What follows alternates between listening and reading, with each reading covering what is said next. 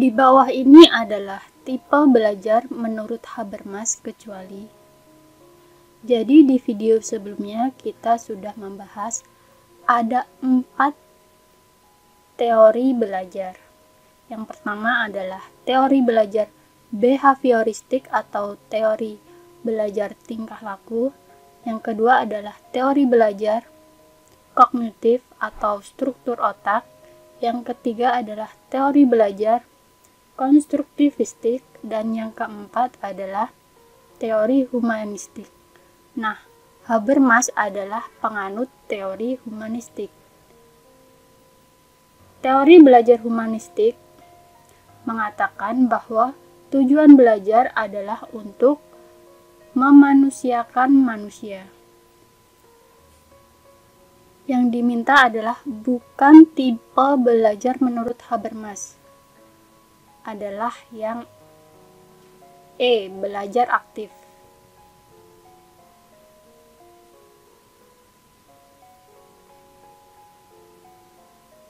Belajar konsep, belajar teknis, belajar emansipatoris, dan belajar praktis adalah tipe belajar menurut Habermas.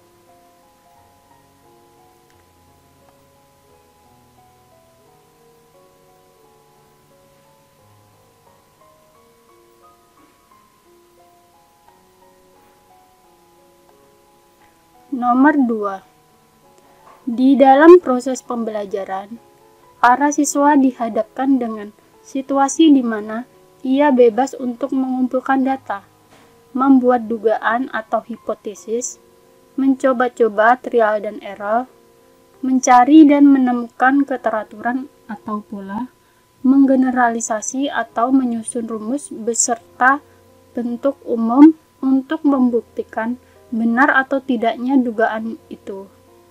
Hal ini merupakan penerapan teori belajar. Jawabannya adalah yang konstruktivistik.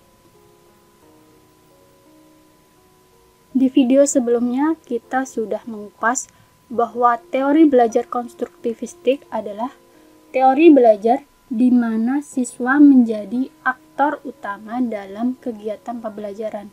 Jadi, siswa berperan aktif dalam proses pembelajaran.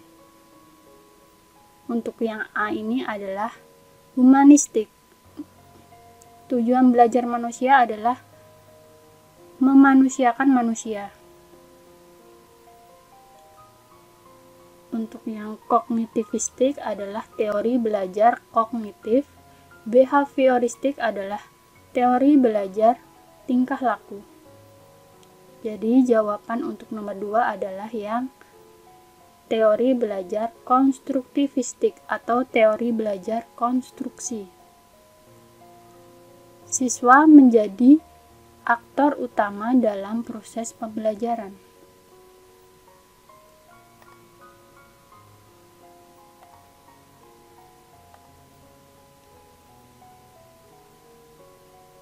Nomor 3.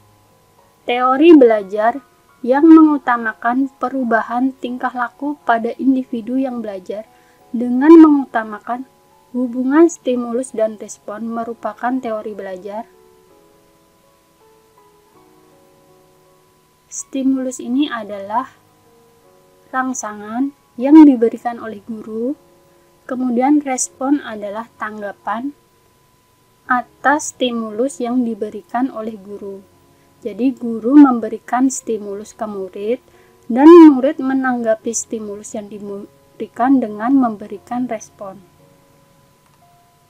Merupakan teori belajar tingkah laku. Teori belajar tingkah laku disebut juga dengan teori behavioristik yang B.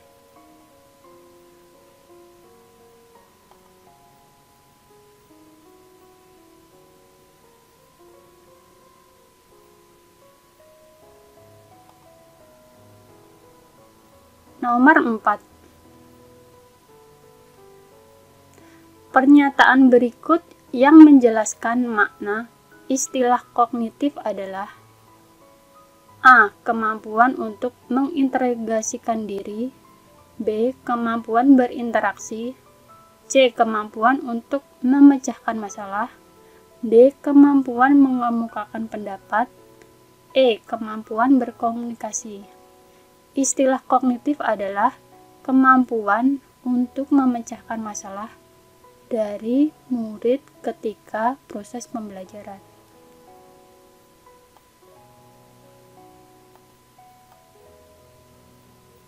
Nomor 5. Pada tahap konseptualisasi, kemampuan yang dimiliki oleh peserta didik adalah A. Mampu mengalami sebuah kejadian. B. Mampu memahami permasalahan. C. Mampu memahami sebuah kejadian. D. Mampu membuat peraturan. E. Mampu memecahkan masalah. Jadi pada tahap konseptualisasi, kemampuan yang dimiliki oleh peserta didik adalah mampu memecahkan masalah.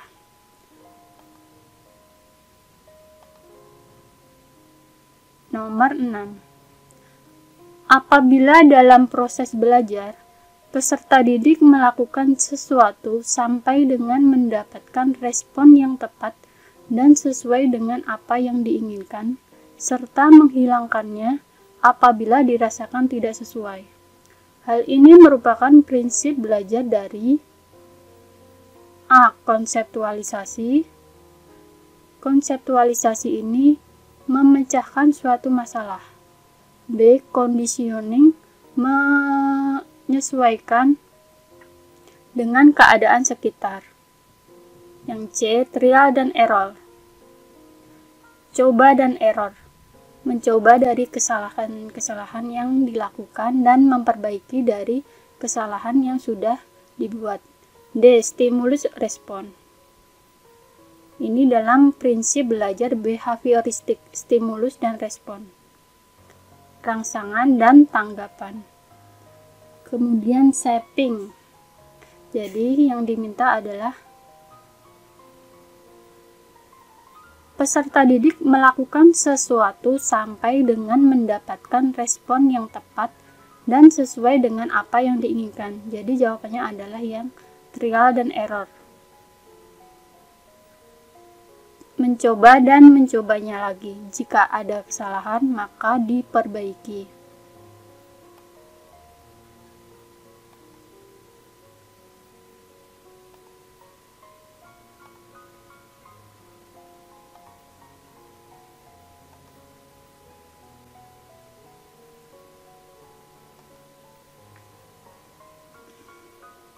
Nomor 7. Contoh penerapan teori behavioristik yang dapat dilakukan oleh guru dalam praktik pembelajaran adalah teori behavioristik adalah disebut juga dengan teori tingkah laku. Yang diminta adalah contohnya. A. Memahami tahap-tahap perkembangan peserta didik dan menggunakan metode pembelajaran sesuai dengan tahap tersebut. Ini contoh dari penerapan teori kognitif. B. Membimbing siswa dalam memperoleh pengetahuan baru. Ini contoh penerapan teori konstruktivistik. Jadi guru sebagai fasilitator dan siswa yang berperan aktif. Kemudian C. Memberikan stimulus atau rangsangan kepada peserta didik berupa penataan lingkungan belajar. Nah, ingat ya, dalam teori behavioristik atau teori tingkah laku, kata kuncinya adalah stimulus dan respon. Guru memberikan stimulus atau rangsangan kepada peserta didik dan peserta didik menanggapi stimulus yang diberikan oleh guru berupa respon. Yang D. Menyediakan atau memberikan kegiatan-kegiatan yang merangsang keingintahuan siswa dan membantu mereka mengekspresikan gagasannya. Ini adalah teori humanistik. Yang E. Memberikan penjelasan pengetahuan baru. Ini contoh penerapan teori konstruktivistik. Jadi jawabannya adalah yang C. Teori behavioristik atau teori tingkah laku, kata kuncinya adalah stimulus dan respon. Stimulus oleh guru, stimulus yang diberikan kepada peserta didik akan ditanggapi oleh peserta didik dengan memberikan tanggapan berupa respon.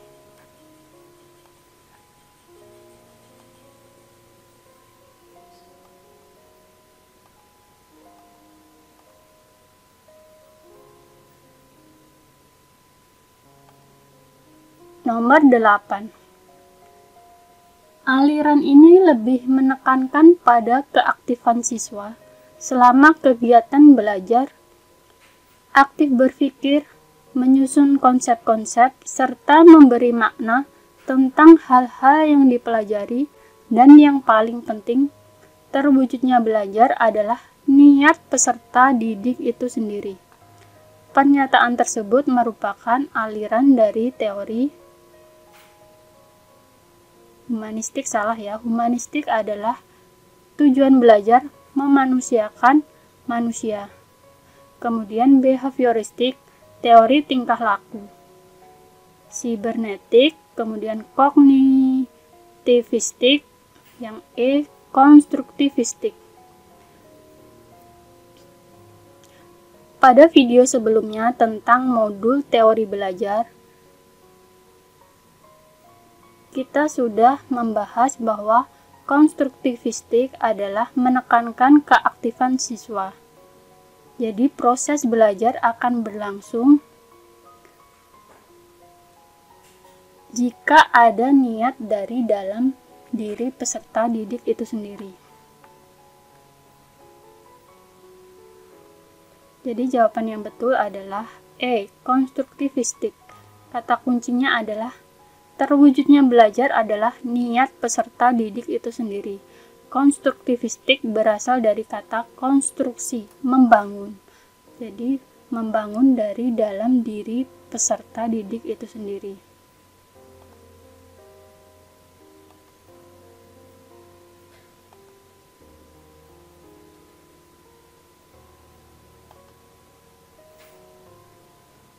Nomor 9. Seluruh komponen pendidikan memiliki tujuan yang sama, yaitu terbentuknya manusia yang ideal, manusia yang dicita-citakan, yaitu manusia yang mampu mencapai aktualisasi diri.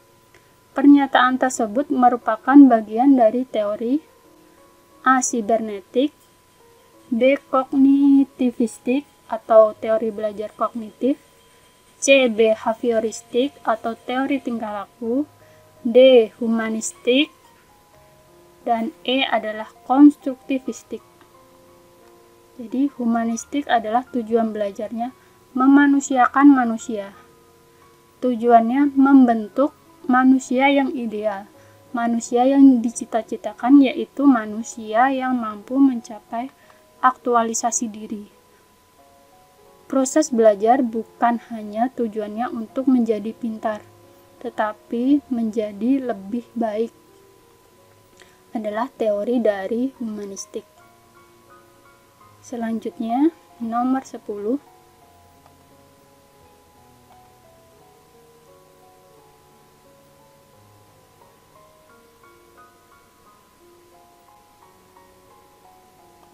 Menurut Brunner, apabila seseorang memahami objek-objek atau dunianya melalui gambar-gambar dan visualisasi verbal, dengan kata lain, peserta didik belajar melalui bentuk perumpamaan atau perbandingan.